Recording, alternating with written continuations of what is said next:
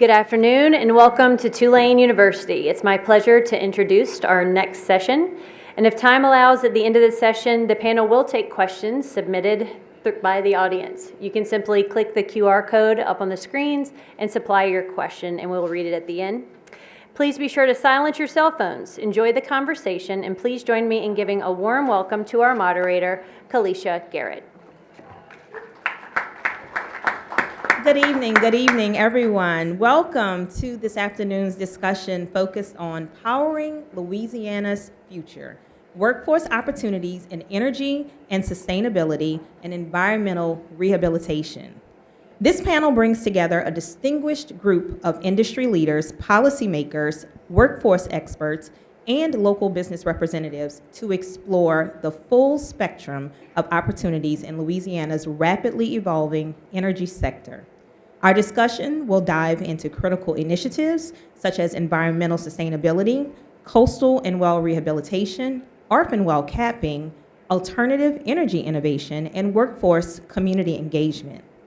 Over the past few years, Louisiana has made a significant impact in capping of coastal and on-the-ground well abatement and been selected to incorporate alternative energy resources and innovation in a delivery model that challenges future current standards and advanced research that will lead for future generations to come. Today, we'll highlight how these successes can be expanded while ensuring local communities and small business as well as workforce remain at the heart of the process. Most importantly, this conversation will focus on corporate engagement, community partnerships, and targeted technical assistance that can bridge the gap between large-scale energy projects and meaningful local economic growth. Together, we'll explore not only the challenges, but also the opportunities that lie ahead for Louisiana's energy future. It is my pleasure to introduce our panel today. So joining us, first I have Dr. Girard Melancon, who's the Director of Strategic Partnership at Louisiana Fuel, an NSF-funded initiative based at Louisiana State University. Dr. Melancon brings over 25 years of progressive workforce development experience, including in his recent appointment to the 21st Century Energy Workforce Advisory Board, where he advises the U.S. Department of Energy on strategies to strengthen and prepare our nation's energy workforce. He is also the president and founder of Durango Works Corp. And previously served as vice chancellor for the Workforce Solutions at Baton Rouge Community College, where his nationally recognized programs helped over 100,000 people gain skills for high-demand careers across industries. Today, Dr. Melancon represents Louisiana Fuel, which is in just over a year, has grown to a statewide movement with more than 50 partners, $15 million from NSF engines, and $6.7 million from Louisiana Economic Development. Fuel has already launched 26 programs, invested nearly $9 million in research and commercialization, and supported 16 energy startups. Please join me in welcoming Dr. Girard Melancon.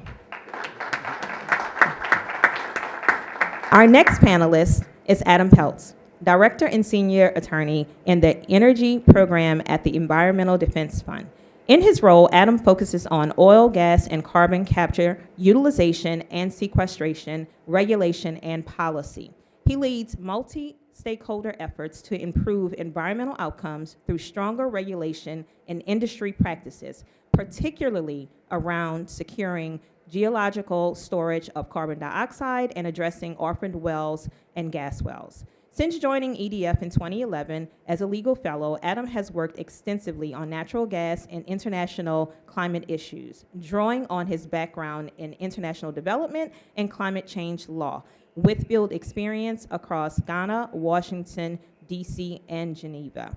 Adam represents the Environmental Defense Fund, a global nonprofit whose mission is built a vital earth for everyone by tackling and defining challenges of our time, including climate change. EDF combines science, economics, and policy expertise to create initiatives, innovative and scalable solutions that stabilize the climate, protect human health, and allow both people and nature to thrive. Please join me in welcoming Adam Peltz. Our last panelist here is Miss Liz Maxwell, a creative producer, facilitator, and director with over 15 years of experience across nonprofits, art, and media, and the impact economy. A native New Orleanian, Liz's career has taken her to New York City, Philly, South Africa, and more before returning home to contribute in the city's entrepreneurial ecosystem. She previously worked with Social Capital Markets, SOCAP, to curate more than 40 national events on impact investing and co-hosted the first podcast, Money and Meaning. Liz is also a 2019 New Orleans Woman for Climate Fellow, an award-winning theater director, and holds a Master's of Public Administration from UNO, where she focused on her capstone on cross-sector collaboration for emissions reductions. Since 2021, she's been a part of the senior staff at the Idea Village, where she has led the growth of New Orleans Entrepreneur Week, which many of us have attended, along with communications, development, and strategic initiatives that support the future startups of the Gulf. Please join me in welcoming Ms. Liz Maxwell.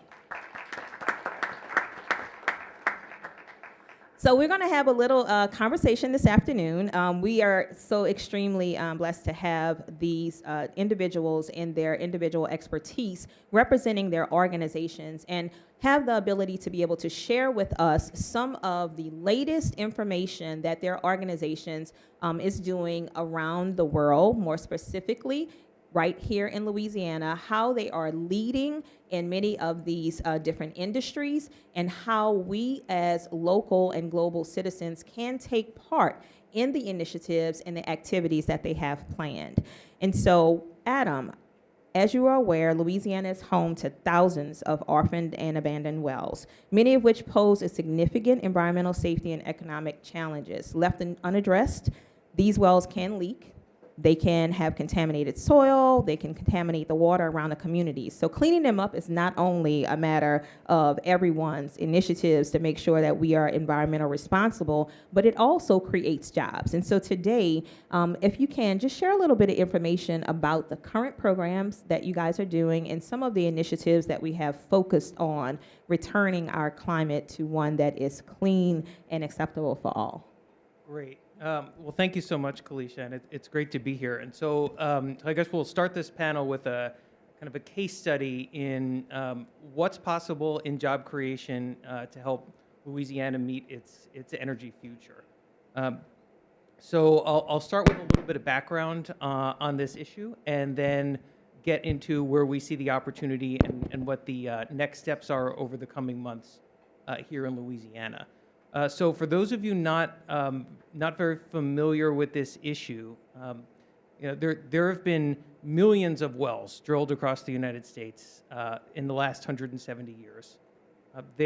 When wells are no longer productive, they need to be plugged, which means putting cement down the hole to prevent fluid migration between geological layers so that you don't get groundwater contamination, you don't get air toxics and methane to the surface, and you can use the geology for whatever you need to. But that hasn't always occurred. And what's happened instead is that many operators, instead of plugging their wells, have either let them stay idle for sometimes decades, or just walked away.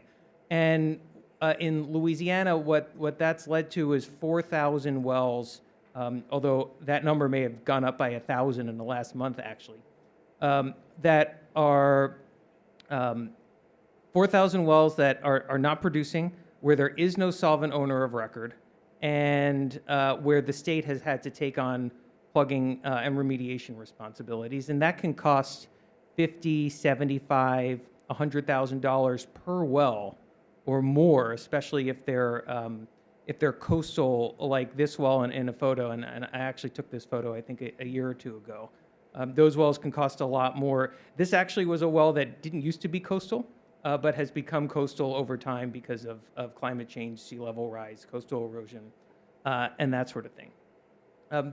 The problem, so there's these thousands of wells, and if you multiply it by $100,000, you can start to see, wow, this is a lot of money. The Flip side of it being a lot of money is it supports a lot of jobs, which we'll get to in a moment. But in addition to the orphan wells, we're quite concerned about the idle well population of Louisiana, which has been rising precipitously since 2015. So these are wells that are not producing, have not produced in a number of years, and there is technically a solvent owner of record, but whether they're actually able to pay to plug the wells or willing to plug the wells is another story. And you can see in this plot on the left how that population has been going up, and the well vintages go back quite some time. The link here is to a paper that the Environmental Defense Fund put out at the end of last year on this issue, and I'm sure this deck will be available. So if people want to follow that link. The wells are everywhere in Louisiana, in almost every parish. There's a concentration of them in northern and northwest, where there's really quite a number, but there's a lot along the coast and in the coastal parishes as well. And many of them have been sitting around for a long time. The good news here is that in 2021, Congress passed the bipartisan infrastructure law that included $4.7 billion for well plugging and remediation, of which Louisiana is on track to get well over $100 million. And in fact, a lot of money has already started to flow into the state. And there's a large contractor that's been doing this plugging work, and the Louisiana Chamber of Commerce Foundation has been helping that large contractor connect with small businesses throughout the state to do the work. And so that's really where the excitement comes in. You know, let's make some lemonade out of this. And so here's the lemonade. If we plugged all of the inactive wells in Louisiana, we create a lot of jobs. I don't know how well you can see the map on the left, but it shows what we believe to be the job creation opportunity by parish from plugging just these 20,000 idle wells. The chart on the right shows how much money that would generate in the state. Type 1 is direct jobs, and type 2 is indirect. You know, there's the people that are actually out doing the work, and then that creates a lot of additional jobs in hospitality and gas stations and what have you nearby. These jobs can be done by they're oil field service sector jobs. The problem is that there are not enough people in the industry to do all the work. And there's a lot of work that's happening because there's the orphan wells that are being plugged, and the state has also, in fact, in the last few years, started to become more serious about requiring operators to plug their idle wells. And so there's a surge of demand both in the private sector and in the public sector for well plugging. But if there aren't enough people to do it, it's very expensive. And if it's expensive, then operators will say, I'm not going to bother. And then we get a triple loss. Then we don't plug the wells, which means we have all these problems from them. People don't make money from it, and we sit around with this problem for generations, and we don't need to. And so what we're trying to do now as a next step is bring more people into the oil field service sector for plugging and remediating wells. And so this is something where I think Louisiana can lead. There are a number of states that have been looking into workforce development, but it seems like Louisiana is a great place to start because there's a lot of like conceptual infrastructure here, like the Louisiana Chamber of Commerce Foundation and lots of technical schools to be able to do the work. It's my understanding from talking to people in the well plugging industry that they can take anyone who's worked outside, not just in the oil and gas sector, but in forestry or agriculture, and 6 months on the job is around what you need to be able to become expert enough to do the work, it's complicated, difficult work. Imagine if a well has been sitting around for 40 years with no one looking at it, and you show up one day. what do you do? How do you make sure that there isn't an explosion, as there was, and just 2 weeks ago, there was an explosion at an Ohio well plugging where 6 workers were hospitalized. And so it's serious business. You need to do it right and safely. And so you need to get trained in, what are you going to expect? How do you stay safe? How do you, in fact, get that cement down there? Clearing away the brush. Sometimes you have to build an access road. I've heard it called as much of an art as a science. And so it requires apprenticeship, an apprenticeship process. And so what we're trying to figure out is we would like in the next year or two, hopefully 1 year, to pilot a well plugging and remediation apprenticeship and training program that will involve oil field service companies, local technical schools, the major contractors that are doing this work like Lemoyne, along with Louisiana state government. I think we're going to try to get all those people together and map out, how do we do an apprenticeship program? What does it look like? Who's going to be involved?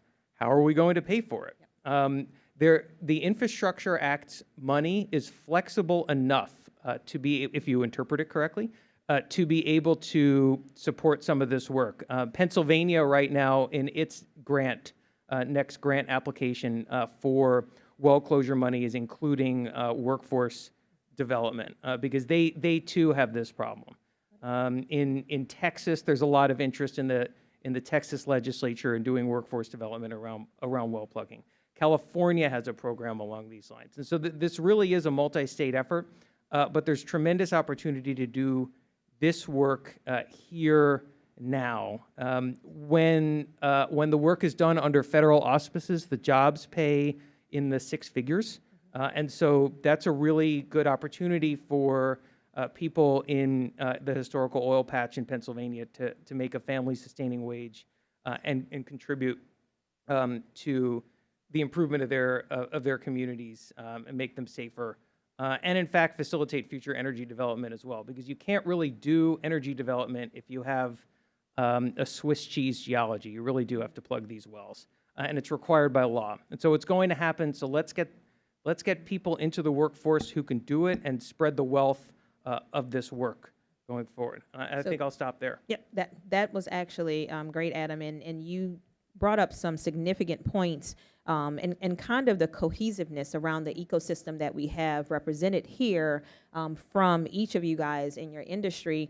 But just to tag on, when we talk about workforce, we're also talking about building the ability for entrepreneurs and business owners to be able to participate in some of these types of opportunities. Historically, they may not have known that this was an option, and it is also a way to tie in innovation, technology, energy, transformation, all of the different types of sciences that we are studying right now, and lead in an industry that also provides a return to our environment. We know that we are a sportsman's paradise, and we want to always maintain that moving forward. And so with that, I'm going to actually segue over to Dr. Melancon as we talk about some low carbon emission fuel and how this particular grant, which is of historic significance to LSU, to Louisiana, to the community of different agencies and universities that are partners, how this is going to help us also change the path and provide innovation and opportunities to our student body as well as entrepreneurs alike. No, well, thank you so much. And I really thank Tulane University, who's been a great partner with Fuel, and also the Louisiana Chamber of Commerce Foundation. You've been a great partner for us, really from the beginning, even before it was named Fuel. I think it was an older name named Elite. So y'all have been, I will say, the before Jesus side of Fuel. So you've been with us for a while. So, but yeah, no, Fuel, the key part of that question, I will go through and answer it. But the main thing I would like to start about, it's all about co-innovation. So what we were 50 plus partners. We're consistently growing and innovating with new people we find along the way, along this journey. And how the money, NSF is very strategic. So I don't know if any of you have received an NSF grant. But we've received, somebody was, I thought y'all received 160 million or something like that. And you mentioned like, oh, yeah, you got like 18 million. Well, NSF receives our money on chunks. So we got 2-year money that we had to kind of do a proof of concept and kind of prove our actual, what we're doing in the proposal is what we want to do, and allow the flexibility to change. And that's what we've done. So now we're going after our $40 million. We'll find out in November, but we just submitted our strategic and implementation plans for years 3, 4, and 5. And we do that very well, then we will get the 100 million, and then that will makes the 160. So there is, as part of federal government, I think is a good use of how the federal structure is, because it's hard to pull back money from an organization, or if they wasted it and stuff like that. So we have to prove our hypothesis. And our hypothesis, we'll talk about this, is really in carbon utilization. It's our North Star. So Adam, I was happy to hear that it's something that we'll be best friends here shortly. Yes. So, but we also have 3 pillars. And then tomorrow at 11 o'clock, you'll see the full team. I'm one of 4 directors. So there's 3 other directors. I have the pleasure of working with all 3. I'm going to say they're not chimneys, because there's a lot of bleeding across, because we all kind of work together. And then our executive director, Mike Mazzola, Dr. Mazzola, will talk about our 3 missions. And really, a lot of these 3 buckets here are part of 3 missions that are that really integrate the talents of all the directors. But our first one is youth-inspired research and development. We submitted quite a bit of money out for that. Actually, we have a Tulane proposal we're going to look for. It's actually very innovative. It's actually looking at the subsurface level of a catalyst it's actually going to be transformative. They're actually using this catalyst as part of our carbon sink that we're doing engineering studies down here in Wagaman. But it's actually, Tulane has a catalyst, Matt, he's a catalyst wizard, and he's actually looking at the nano level of utilizing this catalyst. And what this catalyst does is actually can make blue-green hydrogen cheaper than gray. So those are the type of innovations that we were looking for. And then we have tech commercialization. A lot of you know Stephen Lloyd from Nexus. Nexus is a big partner of ours, part of ESO network. And then workforce development. Many of you in this room know Lacey McManus very well, and we'll talk about that. Actually, Lacey is actually going to be at Exxon tomorrow. I'll be speaking on her speaking points tomorrow. But so we got a great team. These are some of the things that we're looking at. So CCUS is very much that's carbon capture, utilization, and sequestration or storage. We also use CO2 that's really our North Star. The second one is very important. We mentioned CO2 quite a bit, but carbon as a feedstock is very important. So not just stored in the ground, but how can we use carbon in products, syngases, e-methanols, and so forth is very important to us. Water management and sustainability. Liz and I were talking about that. I need some more water projects to look at. So I'm constantly building friends. Structure integrity. Hydrogen is still important to us. And then overall, economy and research and pathways and decarbonization. This is just a little snapshot. We'll talk about this more tomorrow, but this is our 4-corner strategy. We all know that, and Kelisha and I, we were hitting the road, so we were looking for people all across this ecosystem, east, west, north, south Louisiana, and it could be a garage innovator that has a great concept, that worked in the plants as a millwright probably for 20 years, and he said, hey, I got a better valve, I got a better gas, I got a better bearing, but I just don't know how to commercialize it. I don't know where to go to next or prototype it. Well, we want to work with them, but also we have, so part of this 4-corner strategy, they will go to our BTR manufacturing hub that's in the works right now and help build the prototypes. Once that gets up to scale, they'll come down. You probably heard about the new lab, NOLA facility. We're like a half an investor in that. Come down there to scale it to some minor production, almost the way to commercialization. And then if this product, say it's a fuel, or this product is vetted well enough and it could go into the industrial site, we'll have our industrial site, Cornerstone Energy Park, where we actually could put stuff in production at the industrial scale and with industrial partners. And then we're working on North Louisiana for a Demers CCU park up in North Louisiana. That probably won't be 2 years, 5 or 6 for that to be deployed. But these other 3 strategies are within the next 3 years. So when we talk about workforce, and there's a really key thing about this, there's a lot of big numbers, but I just want to highlight, so some of the work I do is with Department of Energy, and we just submitted an updated report that we did for the previous administration.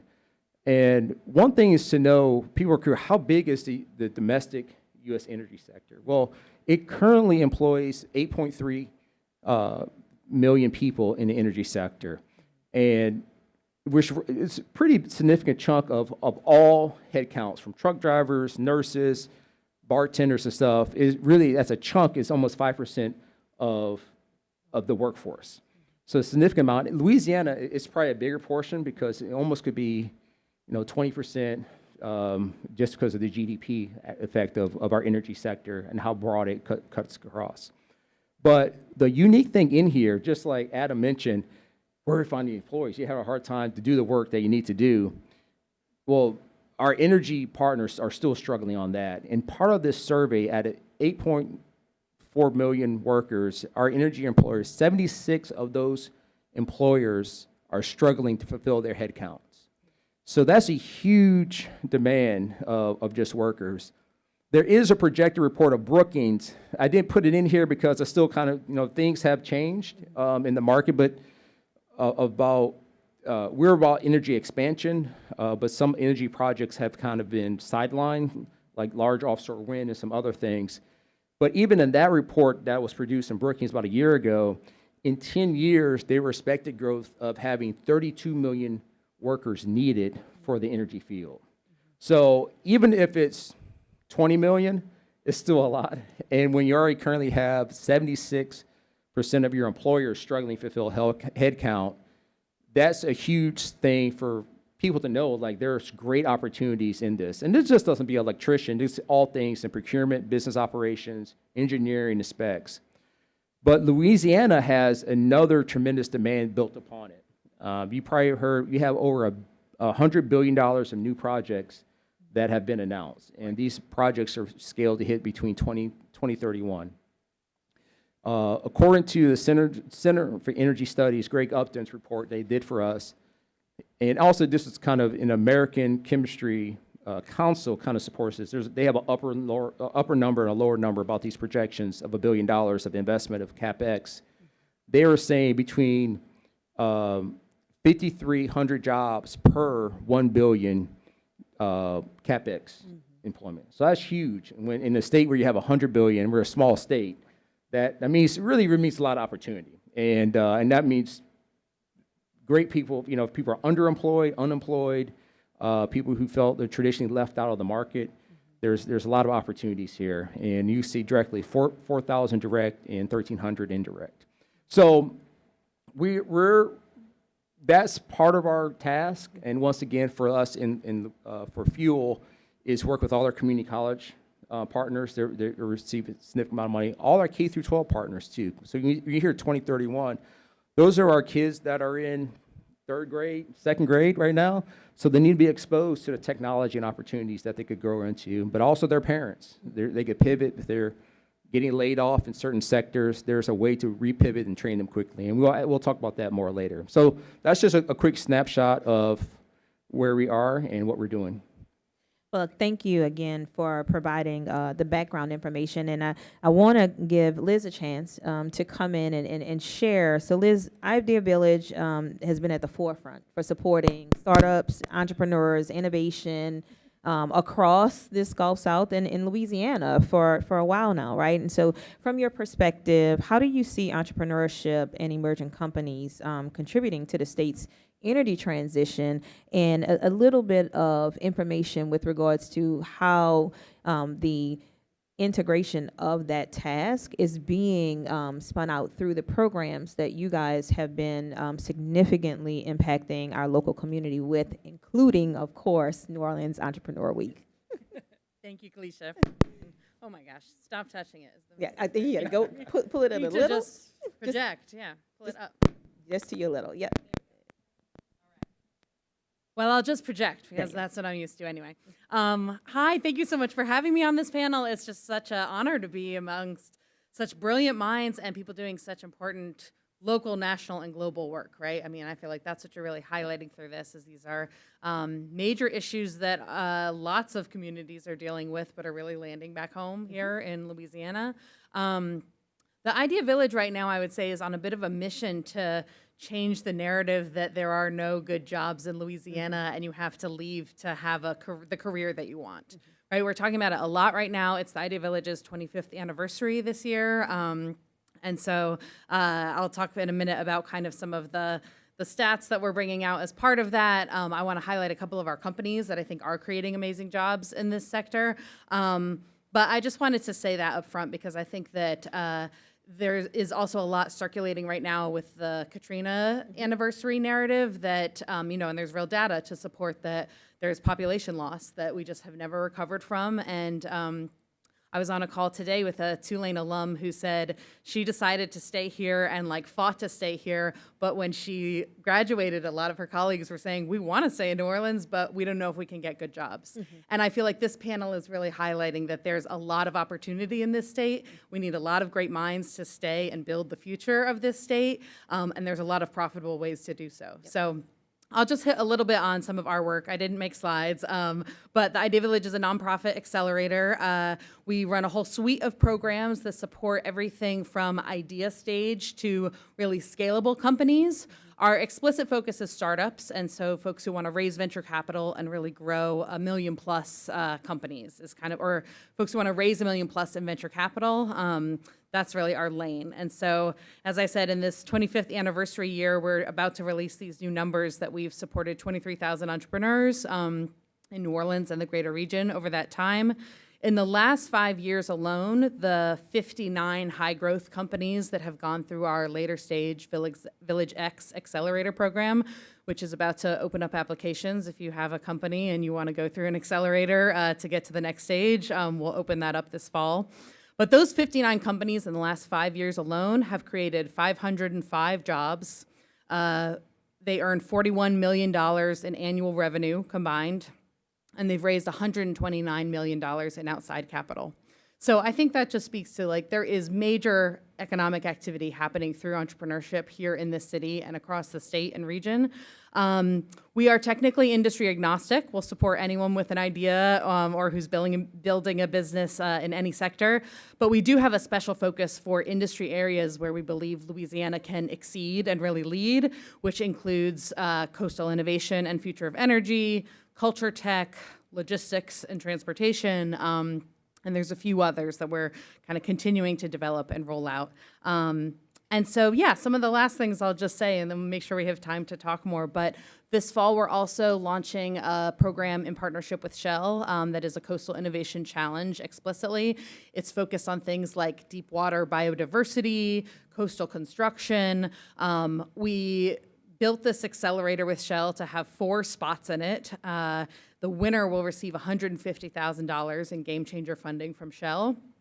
And we received 50 applications for those 4 spots. And we're totally overwhelmed with the demand for that space. And so, again, we just think it's a huge area to keep building in. And then, maybe I'll just quickly throw these stats out and pass this back to you. But some of the top companies we've supported in the last few years include Natrix. Natrix is a company that went through the Shell Accelerator several years ago when we did it with them before. They're a company that builds basically live, I'll tell you my non-industry way that I understand these things, but it's a live sort of using a coral reef, but to replace concrete in the ocean. So it's a way to build different barriers, but through things that also integrate with the ocean ecosystem. And so it's truly amazing science-based work. They have 15 jobs through that include both the deployment of those things and then business, sales, marketing, all of those other full-time jobs that come with. Glass half full, Tulane alum, big shout out. Yes, see some recognition in the audience. They have 16 full-time jobs. They just reported back to us. They just opened that huge facility in Chalmette, and so those jobs include everything from operators of that machinery, folks who are going out and also picking up service delivery, kind of running the transportation logistics of the both residential and commercial services that they offer. And then also, I just want to keep highlighting this aspect of like, then there's sales, there's marketing, there's operations, there's business development. Like, so I think for folks out there with different career skills and wondering like, maybe, are you an entrepreneur, or would you be someone who goes out to cap wells, or, is that the kind of job you want? I just think there are a lot of jobs in startups and in innovation, and, small businesses also need all kinds of skill sets to really make the full business work. So I'll leave it there for us to talk about more things. Yeah. Amazing. And I want to ask one collective question, and I do want you guys, if there are any questions in the audience, to go ahead and prepare for them. I do want to ask one question, and this is just really a toss-up to either of you guys.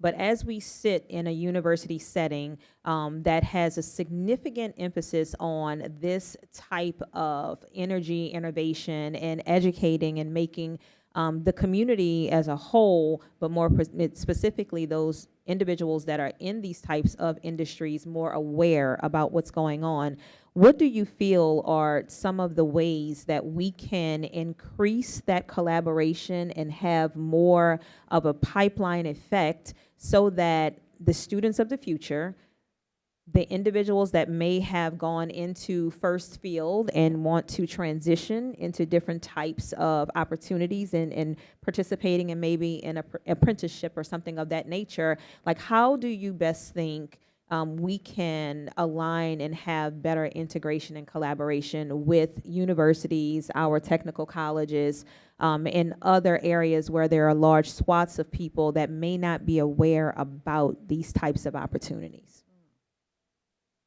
Don't all start at once. I guess it's a different strategy for different communities. I think the strategy for fence line communities is going to be a lot different in an urban area that's not along a fence line, especially in petrochemical. I think there's some rebraiding of trust and some conversations that need to be had in some fence line communities of talking about. There's a lot of miscommunication, so I think there's really some level setting that needs to happen there. Because really a lot of some of the industries that we're working with, they're doing some innovative stuff, like things that you mentioned with Shell, working with Chevron, working with Exxon. They are really trying to actually produce products for a profit, but actually do it in a low carbon or a low energy way, and they need bright minds to help them innovate and create for that. And it's kind of making people aware of that. I think, there are a lot of things that happened in the past that did happen, but I think moving forward, even today and moving forward, there's a lot of chance for innovation, and they're looking for people to help them innovate. And so if there was somebody who said, hey, I want to save the planet, I want to keep it clean and stuff, don't overlook the opportunity to work for one of these big majors, because they're really looking for skilled and brilliant minds to engineer and innovate or create or service or something like that. So I think there's just opportunity on the awareness side of things, and then there's a lot more nuanced conversation of what we do with some of the fence line stuff, because there's some battles or struggles. But one thing I do not want us to miss out is like we're really on the cusp of being a Silicon Valley in the energy expansion side of things. In the next 20 years, that's the goal of that. It could be here, and have it everybody, like Adam win, that everybody could really win and be wealthy in the process, and or just innovating and create cool stuff, not only for Louisiana but for the world.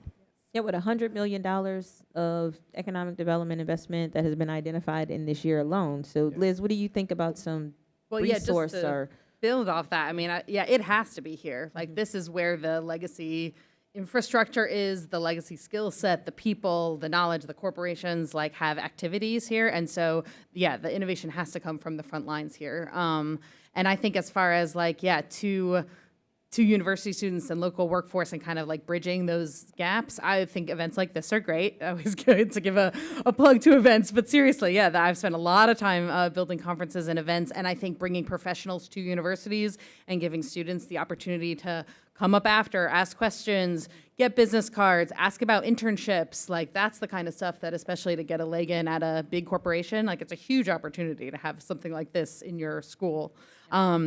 And the other thing I would say is just to, if you really like believe in this and want to stay here and want to find a future here, treat yourself as a local now. Like just get out there and meet the businesses, the mentors, like the people, but yeah, act as if you already like are a long-term resident here. And I think you'll meet some interesting people that will maybe guide you on next step to the path, because universities can be kind of isolated, but I think we have to break it from both sides, both from university and the outside community. Absolutely. Anything to add? Yeah, I think for the well plugging type work, you need to go further into the community. You need to go to the high schools. You need to go to technical schools in the communities. You need to work with the local government and say, hey, we have a story about, jobs. Who should we talk to? What's the right venue? Maybe it's a place of worship, right? It's not necessarily, in elite spaces where you'll get that message out. And so it's different types of workforce, and so you need to go where your audience is. And I would challenge, because there's not a one-stop hub. I know that Louisiana Economic Development Department is working on identifying a one-stop hub where corporates and grant recipients can go in and put that information in so people can identify where they are. But definitely keying yourself into, just as you said, what's going on with the university, the buzz around the university system, as well as things that are happening in the community that you pass every day. And so with that, I do want to ask if there are any questions with regards to any information that we have presented here today, anything that you guys would like further clarification on. We are all ears, and we have a little bit of time left to take any questions. We do have time for one question. Could you talk a little more about the potential to retrofit orphan wells with geothermal energy technology? The voice of God. Oh, sure. Well, Guess so, who that one's for? Yeah. so yes. So there is possibility to retrofit, if not orphan wells, and at least end-of-life wells before they've been sitting around and rotting for a while, for geothermal heat. And you can use the heat for, like in Tuttle, Oklahoma, for example, they're using old marginal oil and gas wells to provide heat for a local high school and elementary school. You can use it for, greenhouses and that sort of thing. The next generation geothermal is going to require drilling what essentially big shale wells. And so, but here's the thought, you can't actually do that unless you plug the old orphan and legacy wells. So it's all closely connected. And I just want to, whoever asked that question, thank you, because I was curious about that too. That is a good one. question, And yeah. as we count down, I just want to say, as we've heard throughout today's discussion, Louisiana's leadership in environmental rehabilitation and energy transition represents a once-in-a-generation opportunity. So by connecting these large-scale sustainability initiatives with local economic growth, we can ensure ourselves that this transition not only benefits industry, but the communities surrounding us, aligning workforce development with emerging energy projects and preparing our local talent are all key to building what we need as a resilient economy. So the message is clear. We want to be sure everyone has heard it. Energy transition is not only an environmental imperative, it is also an economic and workforce opportunity that will truly transform Louisiana's future. So I thank you all for joining us this afternoon, for providing this insight and information. We definitely look forward to continuing this conversation and coming back again next year as we continue to talk about our advancements and success that we are doing in this area. So thank you again. Thank you all for taking time out of your day to come and join us. We truly appreciate you all being here.